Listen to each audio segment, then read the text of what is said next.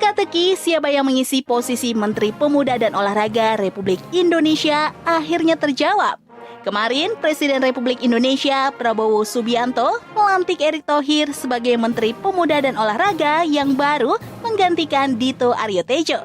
Meski sebelumnya menjabat sebagai Menteri BUMN, Erick Thohir jelas sosok sangat berpengalaman di dunia olahraga. Masih sebagai Ketua Umum PSSI, Erick juga mempunyai latar belakang mentereng di bidang olahraga.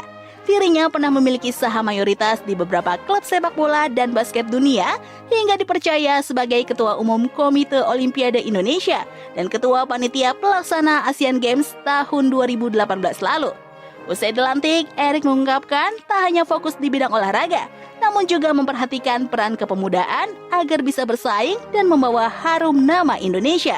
Nomor satu, yang pasti saya mendapat penugasan oleh Bapak Presiden, ya tentu saya sebagai profesional dan tentu sebagai pembantu Presiden saya tegak lurus, di mana ini kadang-kadang orang lupa antara olahraga dan pemuda, padahal Menteri Pemuda dan Olahraga. Artinya kalau kita bicara pemuda itu ada 131 juta pemuda yang ke depan ini merupakan basis dari bangsa kita itu sendiri. Artinya pemuda ini ke depan harus kita bangun ya secara kapabilitas untuk bisa bersaing secara global ya, dan cinta tanah air, dan harus menjadi bagian untuk membangun bangsa kita ke depan.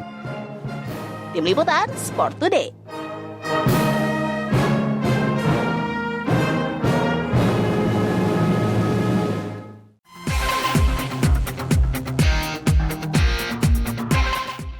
Kejuaraan golf bergengsi khusus para pemain berusia 50 tahun ke atas, Asaba Indonesia Senior Pro Golf Turnamen sukses terselenggara.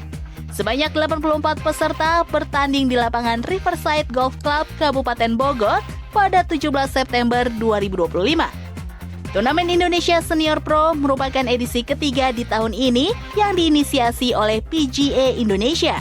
Asaba sebagai pendukung kejuaraan 2 kali secara beruntun membuktikan komitmennya menggelar kompetisi bagi para pegolf nasional senior, baik yang pro dan juga amatir.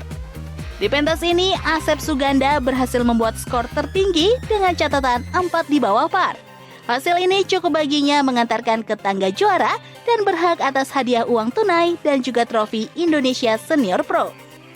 Saya mengucapkan terima kasih untuk Asaba ya, karena udah 2 kali mengadakan pertandingan senior pro. Mudah-mudahan kedepannya ada Asaba-Asaba yang lain bisa kolaborasi, jadi istilah kata bisa bikin pertandingan lagi lebih banyak gitu untuk pro-pro. Mudah-mudahan kedepannya bisa dapat lebih baik.